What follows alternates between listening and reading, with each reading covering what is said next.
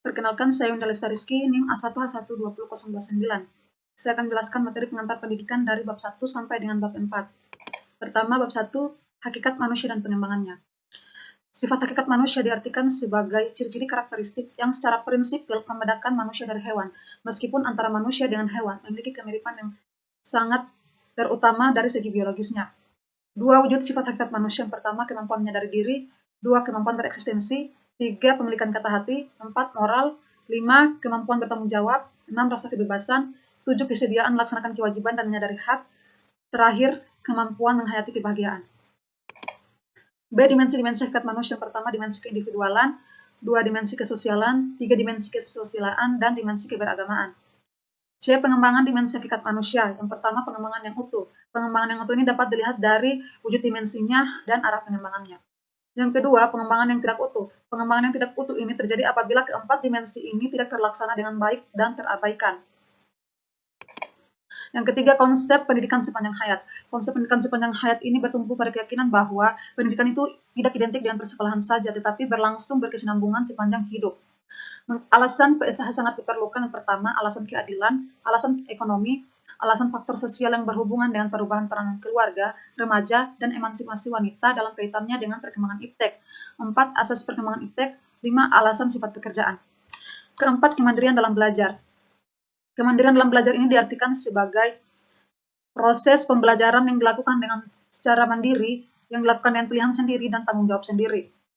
Alasan yang menopang mengapa kemandirian dalam belajar ini diharuskan: yang pertama, perkembangan iptek itu berkembang dengan sangat pesat. Yang kedua, pengembangan iptek itu sifatnya relatif. Berikutnya, para ahli psikologi juga berpendapat bahwa peserta didik itu mudah memahami konsep yang rumit dan abstrak jika mereka melakukannya dengan pembelajaran sendiri. Yang keempat, kemandirian belajar juga membuka kemungkinan lahirnya insan pemikir yang manusiawi. B. Unsur-unsur pendidikan. Pertama, peserta didik; yang kedua, pendidik; ketiga, interaksi edukatif; yang keempat, tujuan pendidikan; materi pendidikan; alat dan metode, serta lingkungan pendidikan. C. Pendidikan sebagai sebuah sistem. Sistem adalah suatu kebulatan keseluruhan yang kompleks dan terorganisir. Yang kedua, komponen dan saling hubungan antara komponen dalam sistem pendidikan. Yang ketiga, hubungan sistem pendidikan dengan sistem lain. Yang keempat, pemecahan masalah pendidikan secara sistematik. Yang pertama itu cara memandang sebuah sistem bagaimana. Yang kedua, masalah berjenjang. Yang ketiga, analisis sistem dalam pendidikan. Yang keempat, saling hubungan antar komponen. Dan yang terakhir adalah hubungan sistem dengan suprasistem. Yang kelima ini keterkaitan antara pengajaran dan pendidikan. Yang keenam, pendidikan prajabatan dan pendidikan dalam jabatan. Dan yang terakhir ada pendidikan formal, non-formal, dan informal. Tiga, landasan dan asas-asas pendidikan serta penerapannya. Pertama, landasan filosofis. Landasan filosofis ini merupakan landasan yang berkaitan dengan makna atau hakikat pendidikan yang berusaha menelaah masalah-masalah pokok dalam pendidikan. Yang kedua, ada landasan sosiologis. Landasan sosiologis ini adalah seperangkat asumsi yang bersumber dari hasil studi disiplin sosiologi yang dijadikan titik tolak dalam bingkai pendidikan atau praktik pendidikan. Berikutnya ada landasan kultural.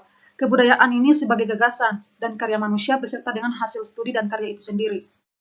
Yang berikutnya ada landasan psikologis. Landasan psikologis ini adalah suatu landasan dalam proses pendidikan yang membahas berbagai informasi tentang kehidupan pada manusia serta gejala-gejala yang terjadi pada aspek pribadi manusia itu sendiri. Dalam hal ini berkaitan dengan kejiwaan manusia.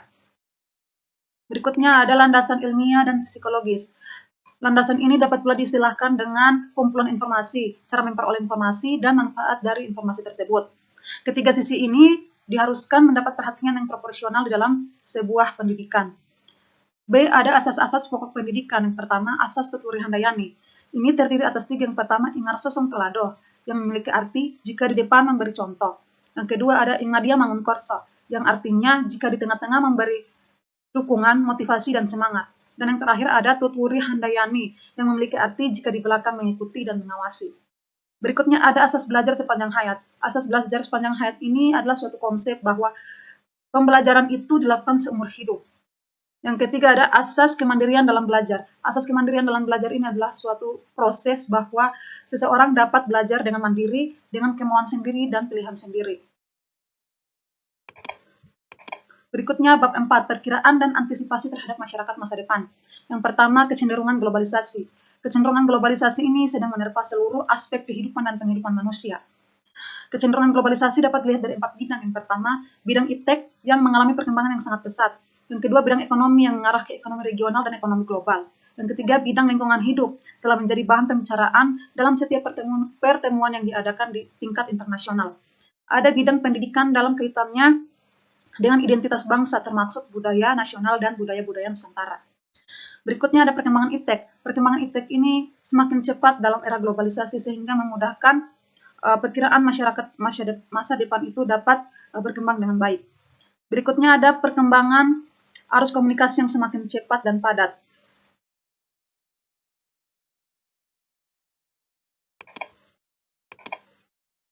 Empat, peningkatan layanan profesional. Salah satu ciri penting masyarakat masa depan adalah meningkatnya kebutuhan layanan profesional dalam bidang kehidupan manusia karena perkembangan iptek semakin cepat dan berkembang arus informasi yang semakin padat dan cepat, maka anggota masyarakat masa depan diharapkan mampu memiliki wawasan yang sangat luas dan pengetahuan yang luas serta daya kritis yang semakin tinggi.